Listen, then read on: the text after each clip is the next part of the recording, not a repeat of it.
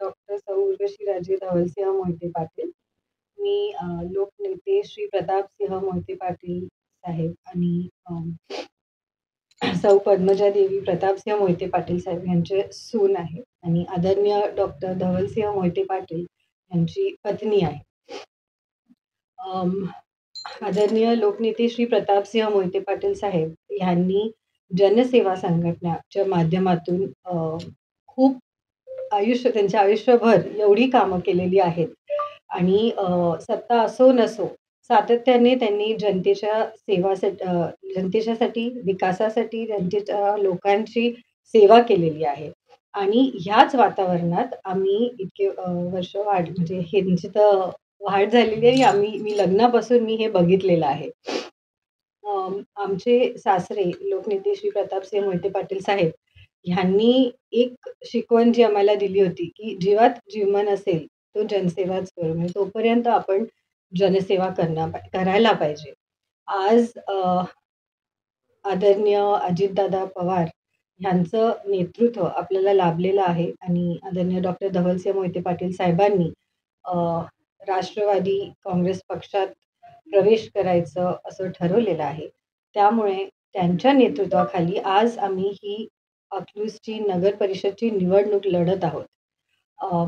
ही निवडणूक आमच्यासाठी एक पहिल्यांदा असं एक चॅलेंज आहे असं नाही. कारण की सातत्याने इतके वर्ष सत्ता एकहाती असताना सुद्धा आम्ही त्याच्या विरोधात नेहमीच आता ही 3rd टर्म आहे, की आम्ही पॅनल त्यांच्या समोर उभं केलेलं आहे. आणि ह्यामागचं कारण फक्त एकच, की इतक्या वर्षापासून सत्ता असूनही जे पाहिजे तसा हवा तसा विकास झालेला नाही. आता गेल्या किती निवडणूक असतील किंवा मग असंही जनरली जेव्हा आम्ही अकलूजमध्ये अ, गावात फिरतो, लोकांच्या घरी जातो, त्यावेळेस आम्हाला लक्षात येतं, की ज्या मूलभूत सुविधा आहेत, त्यासुद्धा लोकांना आजपर्यंत मिळाल्या नाहीत. आज आपण बघतो, की जग कुठल्या गेलंय. केवढं डेव्हलपमेंट झालं आहे जगात आणि अ, आमचे घरची लोकं म्हणजे आम्ही समजतो, की अकलूज हे आमचं कुटुंब आहे आणि आमच्या घरच्या लोकांना आजपर्यंत मूलभूत सुविधांपासून वंचित ठेवलेलं गेलं आहे. आजही आपण बघाल तर लोकांकडे आम्ही गेलो तर त्यांचं तेच म्हणणं आहे, की पिण्याच्या पाण्याची समस्या आहे. 7-7 दिवस पाणी येत नाही. आम्हाला लांब जाऊन पाणी भरून आणावं लागतं आणि ते करताना सुद्धा रस्ते एवढे खराब आहेत, की ते घडे एवढे मोठे उचलून घरापर्यंत आणणं पण अवघड होतं. लाईट्स स्ट्रीट लाईट्स नाहीयेत. अंधार असतो सगळीकडे.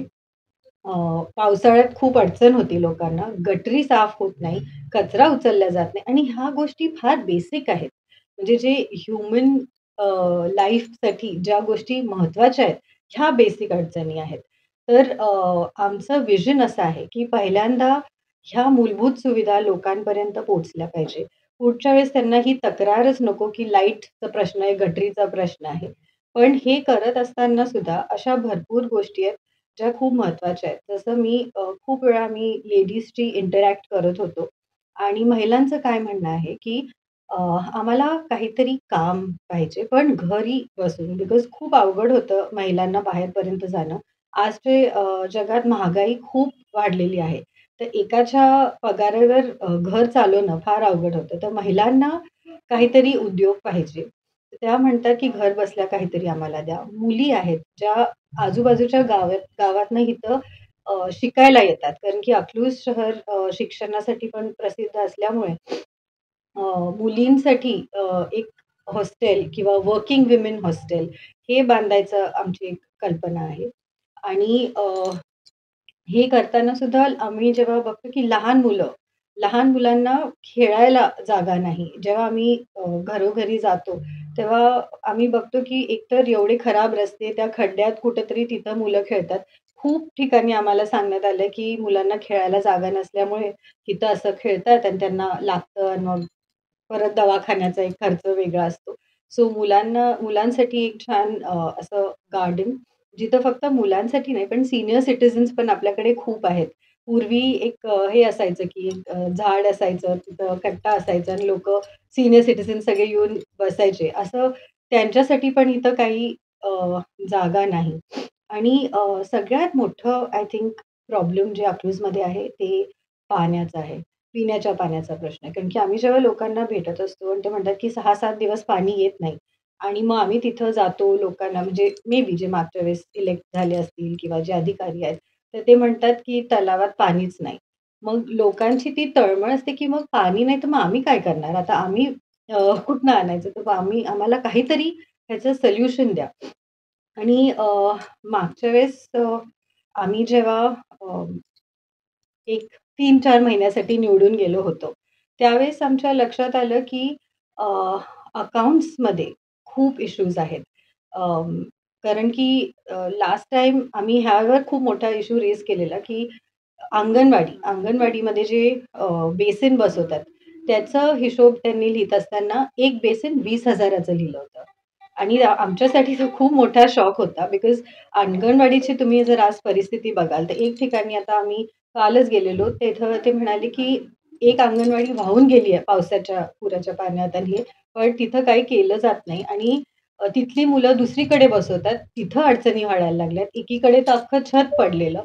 सो ही परिस्थिती स्पेशली मुलांसाठी तर अजिबातच नको. कारण की अ, शिक्षण हे खूप महत्वाचं आहे आणि आय थिंक त्यामुळे त्यांना जे काही सोयी-सुविधा आम्हाला देता येतील, ते देण्याचा आमचा प्रयत्न राहील. अल्सो खूप महत्वाचं म्हणजे मला एक सांगायचं होतं, की हे पॅनल जे आमचं राष्ट्रवादी काँग्रेस पक्षातर्फे उभं राहिलेलं आहे, ह्या पॅनलमध्ये सगळे आपल्या लाईफमध्ये सेटल्ड लोकं आहेत. त्यामुळे ह्यांचं फक्त एवढंच एक इच्छा आहे, की लोकांची सेवा करणे आणि सगळे आमचे उमेदवार 90% सगळं पॅनल खूप एज्युकेटेड आहे. त्यामुळे अ, सगळं हिशोब कळतं त्यांना, त्यांना सरकारच्या योजना कळतात आणि त्या लोकांपर्यंत त्या पोहोचवू शकतात. त्यामुळे मी आपल्या सर्वांना परत एकदा पूर्ण पॅनलतर्फे विनंती करते, की ह्यावेळेस आपण आम्हाला काम करायची संधी द्या आणि आमचं राष्ट्रवादी काँग्रेस पक्षचं पॅनल ज्याचं चिन्ह घड्याळ आहे, त्यांना भरघोस मतं देऊन प्लीज विजयी करा. Thank you.